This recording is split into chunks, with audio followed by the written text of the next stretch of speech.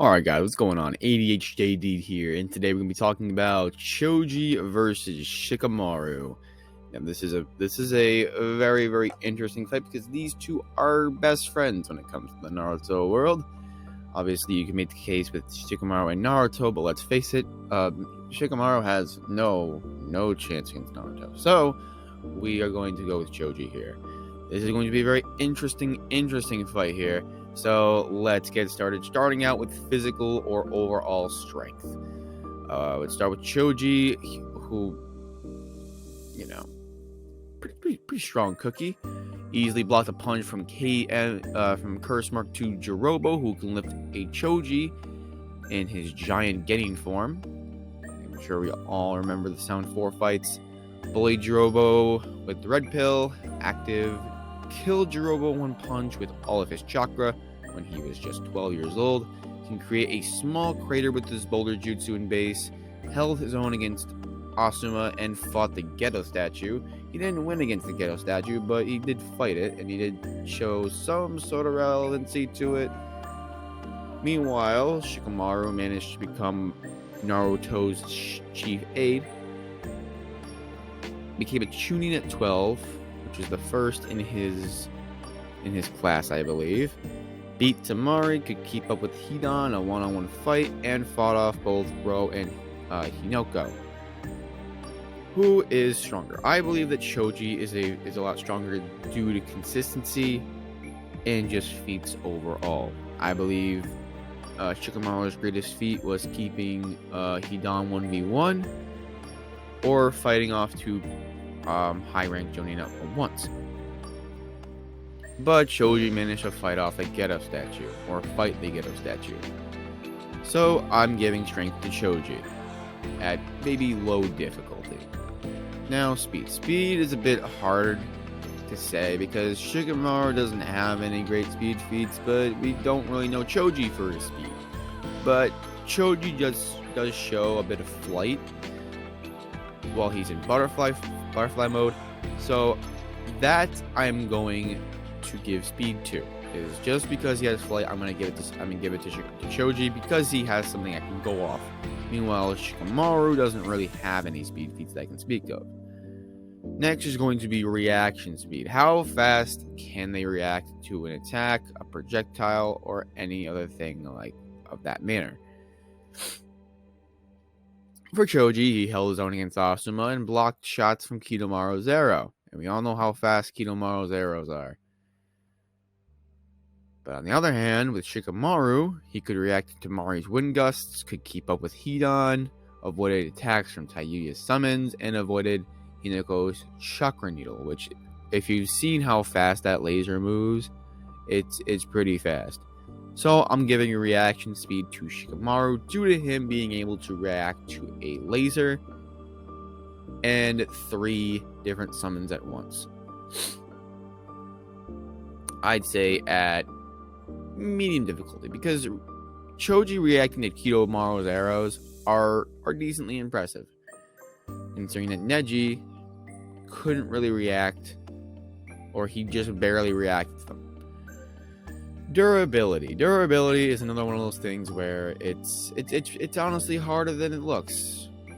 Choji took a beating from Kakuzu and still managed to survive that, and got flung through a bunch of trees by a reanimated amped Jirobo. Meanwhile, Shikamaru managed to survive minor gusts of wind from Tamari that cut wood. Not trees, not that one, but like her base state of like gust wind, where it can just make cut marks on trees.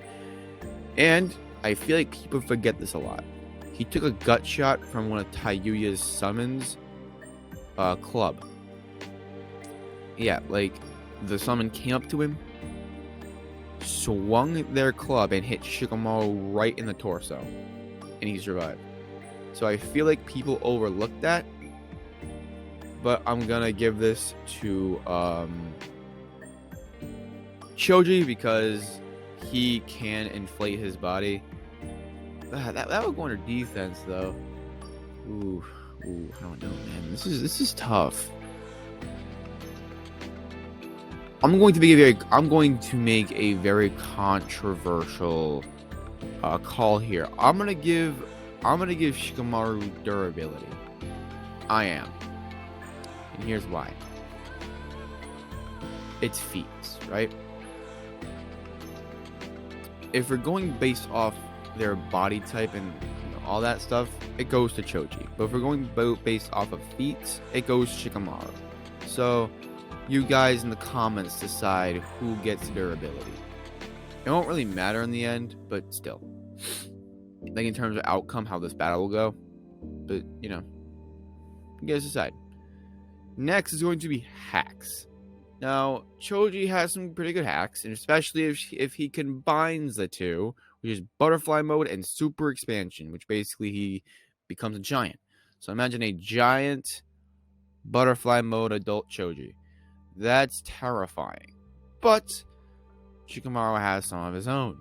He can make his shadow come to life and grab things as big as a 10-tails clone, can strangle you with just his shadow while you cannot move, and his shadow possession is so strong he held down 3 to 4 Kage and their guards. So his shadow possession is out of this world, dude. And if he was able to hold down 10-tails clones in the 4th war, imagine how big of a thing he could hold down or just catch now. I believe he actually once held a Momoshiki and Kinshiki. I believe he caught them off guard. So that says something about the stealthiness of him. They got out of it, obviously, with no fucking problem, but still. But I'm giving hacks to Shikamaru. IQ and battle IQ should be no fucking question. Shikamaru is probably the smartest fucking person in the verse. He was the planner for the Shinobi Alliance, a brilliant strategist. He fought in the 4th war. He became a Chunin at 12. Like, he's so smart, like book smart, and he's so smart in battle. Don't get me wrong, Choji isn't too bad himself. He was best friends with Shikamaru, so he had to learn something. He fought in the 4th war, made Chunin at 14. So he, like, not saying Choji's an idiot, because he's not. And in terms of Naruto, he's a complete moron. In terms of Naruto standards, he's an absolute moron. But I'd say he's a smart guy. When it comes to the normal world. But he's in Shikamaru's shadow as far as intelligence goes, so, IQ and battle IQ is going to go to Shikamaru here. Next is going to be stamina. Stamina is honestly a very, very tough one. Stamina for Choji, he held his own against Asuma, and he fought in the 4th Great Ninja War. Meanwhile, the Nara's stamina is based off of their shadow possession. So say if they use it for like 5 minutes and your maximum is like 7, you're gonna be pretty depleted. You're gonna be sweating. Bullets. But if you only use it for 2 minutes and your maximum is like 7 or 8, you're gonna have an easier time. So just to get a basis off of how much stamina he has, he could avoid Tayuya's summons for a long time. After fighting the summons, he almost killed Tayuya, and he fought in the 4th war. So due to him having more feats, I'm gonna say they have similar stamina, but I'm gonna say Shikamaru has a bit more. And again, if we're going off build, Choji's a big fucking dude, like big dude. So probably harder for him to move his body around for an extended period of time. All right, next we're gonna go into the jutsu section. We got offense. Now, I went through every single jutsu that these guys could pull out of their ass. So we got offense for Choji. We have his expansion jutsu, which we all know what that does. Makes any part of your body large. His fist, his foot, his head, his dick, his whatever, He is a spiky human boulder and his regular human boulder. and he can pour chakra equal to their body weight into their fist for one colossal punch. And for for Shikamaru, he can infuse wind chakra into his blade and increase its cutting power. And you may I know you're wondering why I put that, but you'll see why. He has shadow clones. He can make his shadow clone come to life. He can make his shadow come to life and grab things as big as a 10-tails clone. Can strangle you. Can hold you down with his shadow by infusing his chakra into a blade. And if he throws it and if it hits your shadow, you're caught. And he has the sewing technique, which basically kills you immediately if he activates it. So this is a very, very, very tough offense. And I'm giving it to Shikamaru due to it being a very big, very versatile, very big, and very strong offense. Alright, next is going to be defense. The only defense I can find for Choji is his Earth-style wall, which he can summon, and his spiky human boulder. Because I don't think you want to go near Choji when he's in his spiky human boulder form. Meanwhile, Shikamaru can summon the same Earth Wall.